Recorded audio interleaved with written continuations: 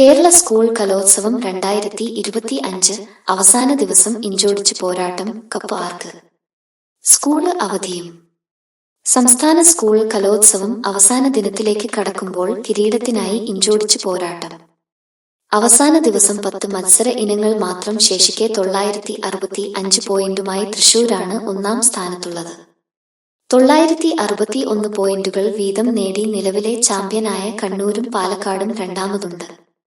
തുടർ വിജയങ്ങളിലൂടെ റെക്കോർഡ് സൃഷ്ടിച്ച കോഴിക്കോട് 959 പോയിന്റുമായി മൂന്നാം സ്ഥാനത്താണ്.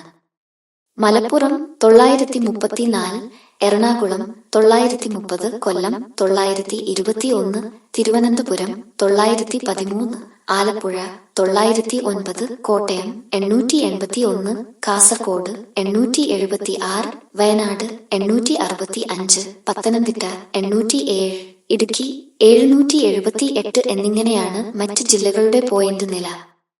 ഹൈസ്കൂൾ വിഭാഗത്തിൽ 462 പോയിന്റുമായി തൃശൂർ ഒന്നാമത് നിൽക്കുമ്പോൾ രണ്ടാമതുള്ള കോഴിക്കോടിന് 460, മൂന്നാമതുള്ള കണ്ണൂരിന് 458 പോയിന്റുമാണുള്ളത്.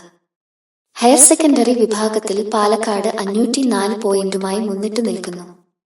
തൃശൂർ 503, കണ്ണൂർ 503, കോഴിക്കോട് 499 എന്നിങ്ങനെയാണ് ഈ വിഭാഗത്തിൽ ആദ്യ മൂന്നിലുള്ള മറ്റ് ജില്ലക്കാരുടെ പോയിന്റ് നില. സ്കൂളുകളിൽ ആലത്തൂർ ഗുരുകുലം ഹയർ സെക്കൻഡറി സ്കൂൾ മികച്ച ലീഡോടെ ഒന്നാം സ്ഥാനത്താണ്. പാലക്കാടിന്റെ പോരാട്ടത്തിൽ നിർണായക സംഭാവന നൽകിയ ഗുരുകുലം സ്കൂളിന് 166 പോയിന്റാണുള്ളത്.